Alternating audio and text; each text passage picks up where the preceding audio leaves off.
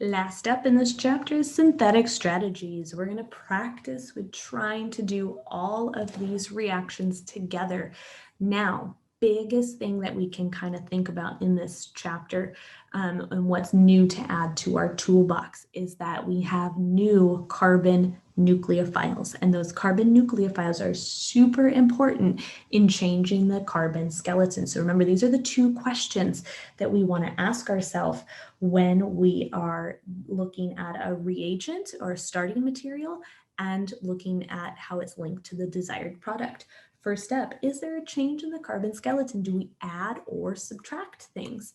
And I really want to mention here that in all of these reactions that we learned in chapter 18, the carbon nucleophile ones, Grignard's, cyano groups, or the Wittig reaction, these all change the number of carbons in our group. So very, very important to remember those. And then the second question, is there a change in the functional group? Well, gosh darn it, I hope so. That's a synthesis, right? So these two reaction questions are should be at the forefront of our mind. The first one, new stuff, Grignard's, the cyano group, and the Wittig with the phosphorus ylide.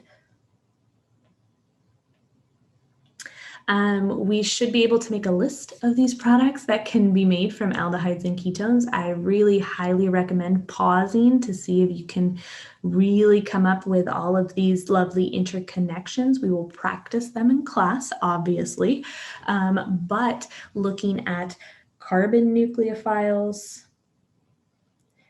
hydrogen nucleophiles, nitrogen nucleophiles, sulfur nucleophiles, and oxygen nucleophiles, we have a variety of new reactions with our aldehydes and ketones that we can interconvert things from. Okay, so take that moment to go back and rewatch if you need to. Just to remind ourselves of spectroscopic analysis, things from chapter 14 and 15 are still really, really important for us, and you will still see them throughout all of our chapters in this semester. The carbonyl creates that strong C double bond O stretch around 1700. Remember, resonance provides less carbon-oxygen double bond character, and so usually we see a lower wave number for those carbonyl compounds that are conjugated. But again, aldehydes also give that weak peak around 2700 to 2800 centimeters to the -1 for the CH stretch. So really important to start thinking about what differentiates ketones and aldehydes in our IR spectrum.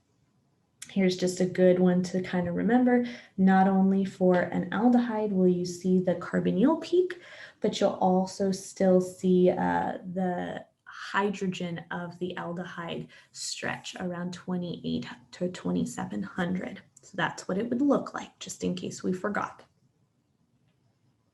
Proton NMR is still important, right? So when we're thinking about a typical alkane, the methylene group, CH2 group, starts at around 1.2 ppm. Remember, when it's adjacent to a carbonyl, we add 1, right? Plus 1 ppm to appear more downfield for those methylene groups. So know the difference between the protons next to a carbonyl. Also, the aldehyde proton itself appears around 10 ppm. Carbonyl carbon produces a weak signal around 200 for the carbon-13 NMR. All right, so if we're thinking about carbon-13, again, yes, the adjacent carbons will be shifted more downfield that are right adjacent to our carbonyl, but the actual carbon of the carbonyl appears very far downfield at around 200 ppm. And here's our review of reactions, okay? So when we're looking at these reactions, we've learned quite a few this chapter. I would highly recommend concept mapping these and creating a chart for yourself so that you can do an overview of carbon, sulfur, nitrogen, hydrogen, and carbon nucleophiles.